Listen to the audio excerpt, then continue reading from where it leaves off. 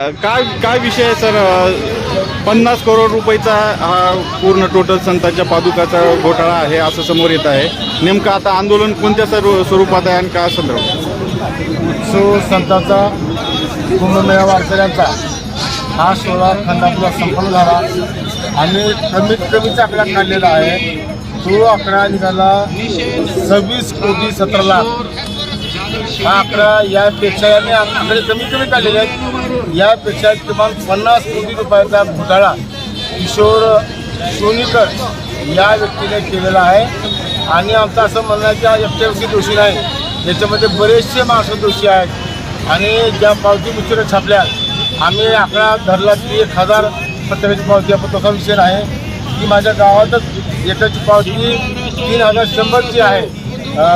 संतोष जाधव एक पावती मारुती दुकानात गौतम याची 5,000ची पावती आहे.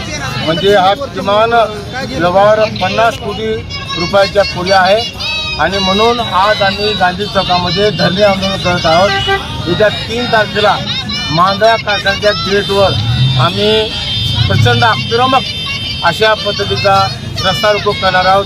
आणि यावर जर शासनाने गांभीर्याने लक्ष दिलं नाही तर पुढचे टप्पे काय करायचे त्यावेळी योग्य वेळ घ्यायची. पोलीस स्टेशनमध्ये तुम्ही तक्रार दिली आहे का? आणि दिली तर पोलीस काय म्हणतात? काय गुन्हा दाखल वगैरे काही सहकार्याने याबद्दल व्यक्तीच्या तक्रार दिलेली आहे. पण पोलीसवाले तुम्हाला माहीत आहेत ते काही याची दखल घेत नाहीत आणि दखल घेतली नाही म्हणून आज आम्हाला गांधी चौकामध्ये बसण्याची पाळी आली.